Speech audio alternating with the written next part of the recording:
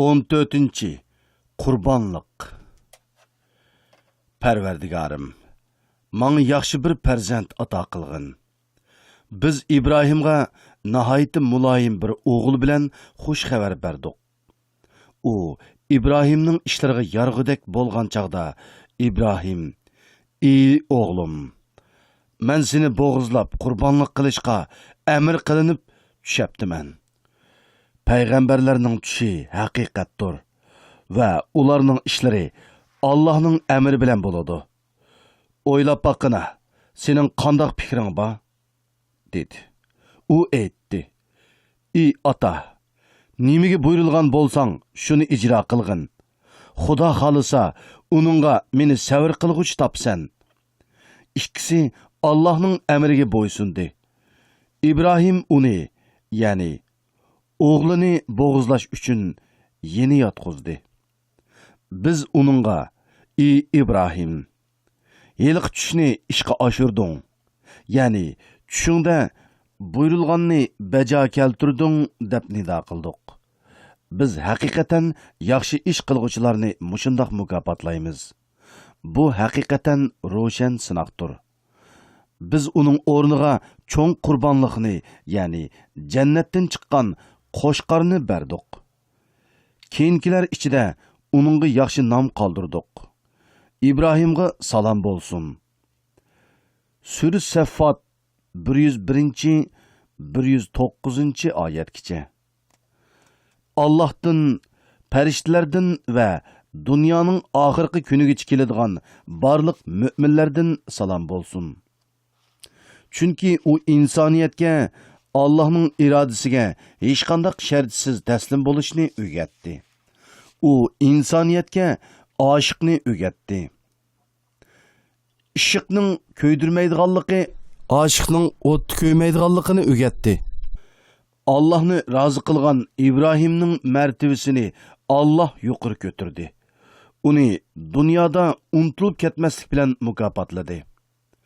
U insoniyatga beg'ishlashning nimaligini, eng qimmatlik barliqini eng ulug' bo'lganga atashni o'rgatdi.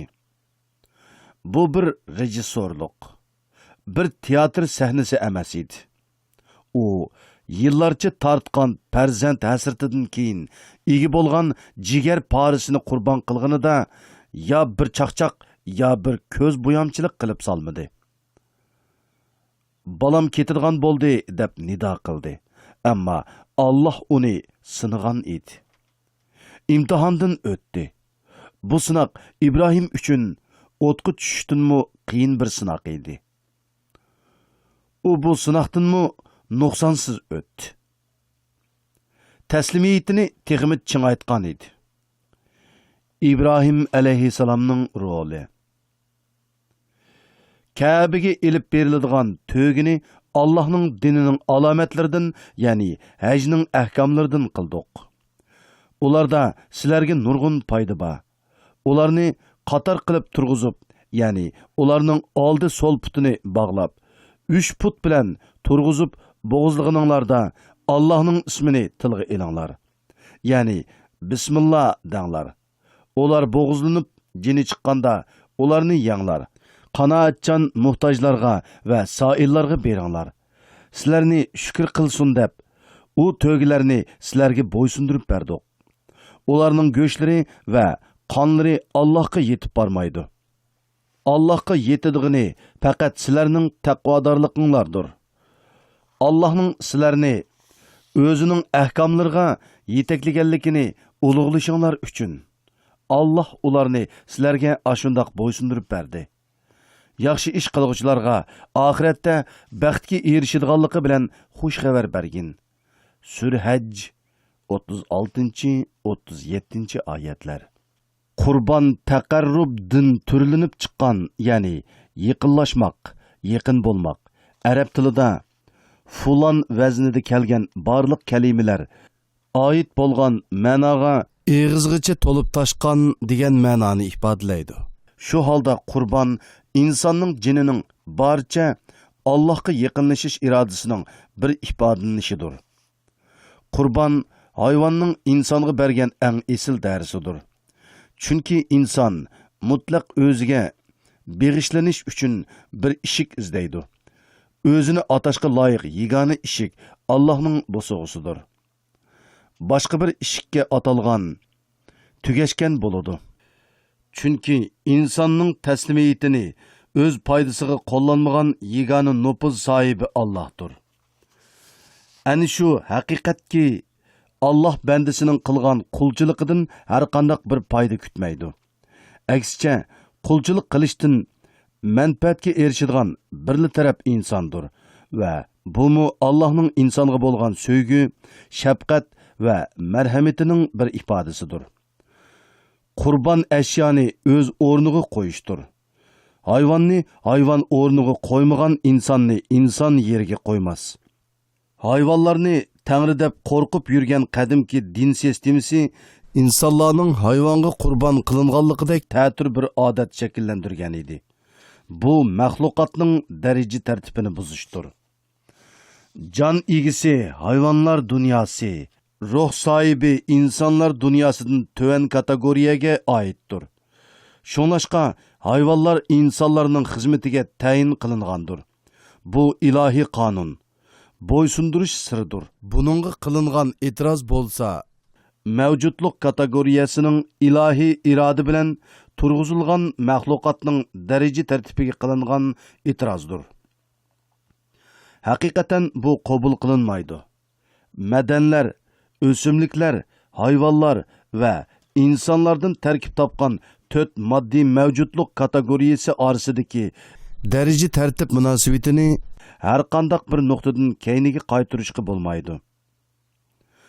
O'simliklar madanlardan, hayvonlar o'simliklardan, insonlar har uchidan foydalanadi. Faqat madan qurban qilinmas, o'simlik qurban qilinmas. Ularning qurban bo'lishi xayrlik holda ishlatilishidir. Ya'ni Alloh rizosi uchun biriga oltin kumush va ularning o'rniga ishlatiladigan qimmati o'xshash darajadagi har qanday pul yoki ozuqliq qimmatiga ega har qanday bir badalsiz yordam qatorida berilishi mumkin. Bu majburiy yoki ixtiyoriy bo'lish hukmi bilan zakot va o'shra, sadiqa va ya infoq deb atiladi. Faqatla hayvonlar Alloh yo'lida qurbon qilinadi. Qur'onga asosan Allohdan boshqasiga atab qurbon qilingan bir hayvonning go'shini yeyish harom qilingandir. 2-sura 173-oyat, 5-sura 3-oyat, 6-sura 143-oyat, 16-sura 115-oyatlarga qaralsin. Hayvonlarning jiniga Allohdan boshqaga o'ltirmaslik prinsipi hayvon bo'lgan taqdirdimi jonliqning elib yurgan joniga hurmatdir. Allah bergen o canını elish, gerçi hayvan bo'lgan taqdirdimi faqat Allah nomida bo'lishi kerak. Bu ham o'ltirilgan qurbonning moddiy jihatdan qonunliq bo'lishi hamda ma'naviy jihatdanmi qonunliq bo'lishining sharti edi. Bir narsaning Allah uchun qilinishi amr qilingan bo'lsa, Allohga iymon etgan mu'minning as-isyadi shu to'g'riliq bo'lishi kerak. Bu mavzuga kirganda tilga ilingan oyatlar ichida o'tgan Allohga ularning go'shlari va qonlari yetib bormaydi. Allohga yetidigini faqat sizlarning taqvodorliginglardir. Sura Haj 37-oyat degan oyatlar hayvonning Allohdan boshqasining nomiga qurbonlik qilinmaslik sharti bilan birlikda tushunilganda haqiqiy ma'nosini topgan bo'ladi. Bu ma'no ongdir. Haqiqatan taqvolikmi insonning Allohga qarta mas'uliyat ingi emasmidi? Ong, ya'ni ongqirish ishning siridir. Ongsizlik qandaqdir haj ibodatini jafolik bir sayohat holatiga aylantirib qo'ygan bo'lsa, qurbonlik ibodatini hayvon bo'g'izlashdek tuvan o'ringa tushirib qo'ydi. İnsonni Allohga do'st va yaqin qilgan go'sh va qon emasdir. Uningga qarta his qilayotgan mas'uliyat ingimizdir. Qurban bu ingimizni qanchalik yuqori ko'targan bo'lsa, shu darajada qurbondir. Chunki bu ong yuqorilgan seri insonning Allohni tonish va tushunish darajasimi shuncha yuqoriga ko'tariladi. Allohni tonigan va tushungan seri uning o'ziga yaqin ekanligini tushunib yetadi. Shunchalik yaqinki, bo'yin tomurdinmi yaqin. Asli qurban, qurbiyat, yana yaqinlashtirish rolini mushundoq ifodalaydi. Qurban Allohga texmo yaqin bo'lish uchun pido qilishdir. Qurban aql bilan emas, oshiq bilan izoh etiladi. Aql tadbir o'ylig'inida oshiq qilishga tegishlik ishni qiladi. Qurbanning qimmatini kimga qurbonlik qilgan bo'lsang, shuning qimmati belgilaydi. Allohning nomiga qurbon bo'lganlar u cho'ng tashqiriqi ho'yli ishkiga qimmat yuklash uchun emas, o'zlari u ishning qimmatidan pay elish uchun qurbon bo'lishdir. Chunki qurbon bo'lish jini bo'lgan har mavjudotning peshonasiga putilgan taqdiridir. Shundaqdimi nurg'unlagan insonlar chakini ishlar uchun o'zini qurbon qiladi. O'z qo'li bilan o'z qadr-qimmatini yo'q qiladi. Pulga, ayolga, erga, martabaga, mansabga, dunyolikqa, saltanatga, shuhratga qurbon bo'lganlarning holiga voy degulik. Bundaqlar tarixda o'tgan 4000 yildan beri İbrahim alayhissalomning xotirasini 100 millionlagan er va ayolning kallasi va qalbida tirik tutgan narsa zodi nima? Uni bir o'ylab beqishsin. Qurbonning sana bergan esil darsini elishing uchun eng oldi bilan shaytonga qarshi turishing kerak. Chunki u beg'ishlishing va beg'ishlanishingga to'sqinlik qilib, seni bekorga chiqarish uchun bar amalini qilib harakatga o'tadi. Aqlingga kirib, oshiqingga ihonat qilishing uchun g'ayrat qiladi. Ham shaytonga qarshi jangni davomlashtirishing hamda aslingga sodiq bo'lishing kerakdir. Unutmag'inki, o'zrilik va nuqsoni bor qo'shqarlar qurbon qilishga yaramaydi. Qusursiz zotga qusursiz qurbonlik yarashidi va qusursiz zotga qusursiz iymon yarashidi. Iymonida nuqsoni borlar Allohga otinolmaydi. Iymonning a'zolari balki kam bo'lishi mumkin. Qo'li va puti yo'q iymon, tili va og'izi yo'q iymon, ko'zsiz, quloqsiz iymon bo'lishi mumkin. Bu ma'naviy meyiplik holatidir. Haqiqiy meyiplar bulardir. Quliqi anglamaydigan, ko'zi ko'rmaydigan, quliqi anglamaydigan, tushunish iqtidori tuvan, iymoni cho'loq biri. Tutqinini iymoni bilan tutolmas. Iymoni ko'r bo'lgan kishi ko'rginini iymoni bilan ko'rolmas. Iymoni g'as bo'lgan biri anglaganlarini iymoni bilan anglay olmas. Bu hol uningda butunlay ma'naviy g'aslik, ma'naviy g'achilik, ma'naviy ko'rlikqa yo'l ochadi. Ular g'astur, ya'ni g'as anglamagandek yaxshilikni anglamaydi. Ular g'achidir, ya'ni g'achi so'zlayolmagandek yaxshi ishni so'zlayolmaydi. Ko'rdir, ya'ni ko'r bo'lib qolgandek to'g'ri yo'lni ko'rolmaydi. Sura Baqara 18-oyat. Buni bilish uchun a'zolarning musulmon bo'lishini bilishing kerak.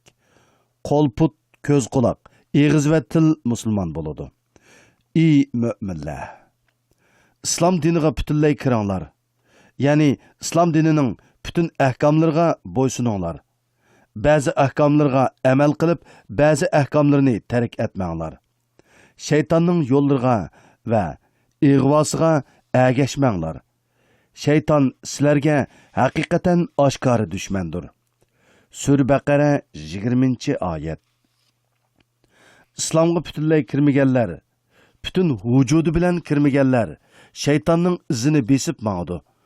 Chunki ular iymonini ko'zlariga nur, tizlariga darmon, bilaklariga kuch, tillariga farmon qilib ifodalamadi.